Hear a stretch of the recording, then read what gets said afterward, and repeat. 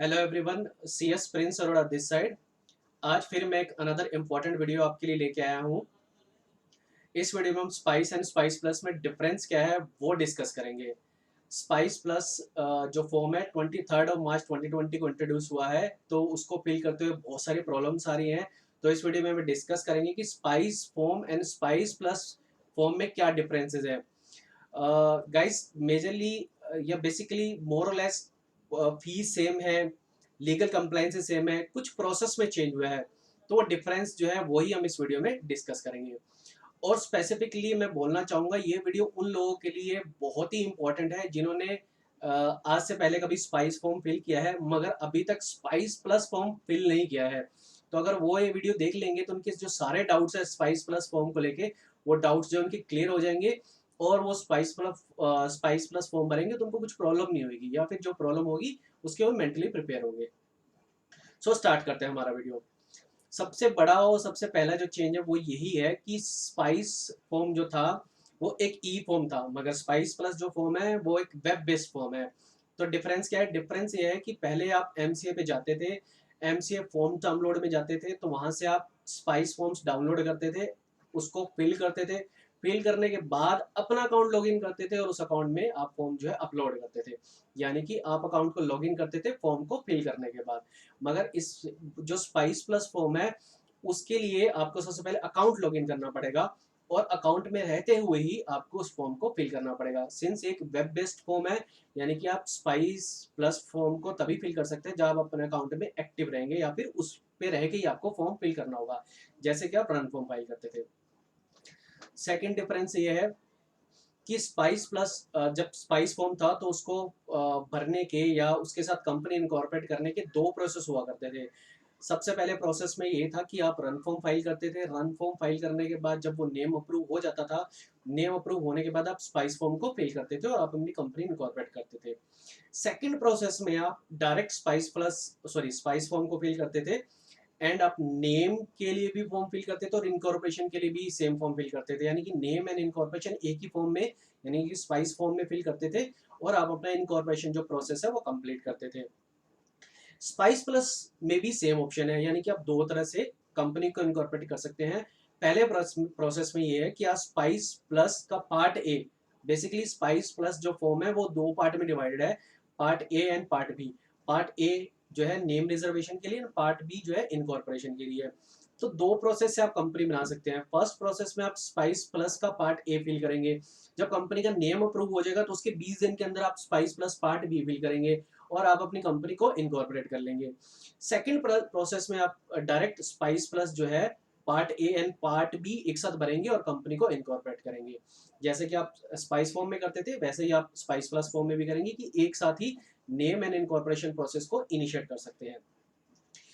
Major difference ये हुआ है कि पहले रन फॉर्म नेम रिजर्वेशन के लिए फाइल किया जाता था, मगर अब रन फॉर्म सिर्फ और सिर्फ एग्जिस्टिंग कंपनी अपना नेम चेंज करने के लिए यूज कर सकती है। अगर किसी कंपनी को नई कंपनी बनाना है, किसी किसी पर्सन को नई कंपनी बनाना है, तो उसको अपना नेम स्पाइस प्लस के पार्ट ए के थ्रू ही सेव करवाना होगा या रिजर्व करवाना होगा। थर्ड डिफरेंस, स्पाइस फॉर्म जो है चार पार्ट में डिवाइडेड था, spice 32, spice 33, spice 34 and agile form. Spice plus form जो है वो अपने में पांच फॉर्म में डिवाइडेड है। स्पाइस प्लस पार्ट बी जो कि इनकॉर्पोरेशन फॉर्म है, then e MOA, e AOA, agile pro and INC 9।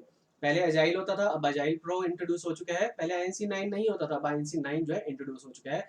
INC 9 अब एक अटैचमेंट ना रह के फॉर्म में कन्वर्ट हो चुका है, जो कि अपने आप ही इनकॉर्पोरेट हो जाता है। जब आप फॉर्म फिल करते हैं, spice plus part B form fill करेंगे तो आईएनसी 9 अपने आप ही इनकॉर्पोरेट हो जाएगा।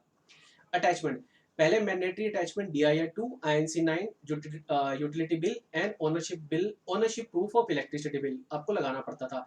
ये मैंडेटरी अटैचमेंट थी। इसके अलावा केस टू केस आप डिफरेंट अटैचमेंट्स लगाते थे या अदर अटैचमेंट्स लगाते थे। स्पाइस प्लस पार्ट में, स्पाइस प्लस में आपको INC 9 एज ए अटैचमेंट नहीं लगाना है, आपको सिर्फ और सिर्फ DIR 2 लगाना है, यूटिलिटी बिल लगाना है और इलेक्ट्रिसिटी का ओनरशिप प्रूफ लगाना है। यानी कि INC 9 एज ए अटैचमेंट अब आपको नहीं लगाना है, वो अपने आप ही एज ए फॉर्म इनकॉर्पोरेट हो जाएगा और अपलोड हो जाएगा। स्पाइस प्लस में बैंक अकाउंट का ऑप्शन नहीं था, मगर स्पाइस प्लस में बैंक अकाउंट का ऑप्शन आपको मिलता है।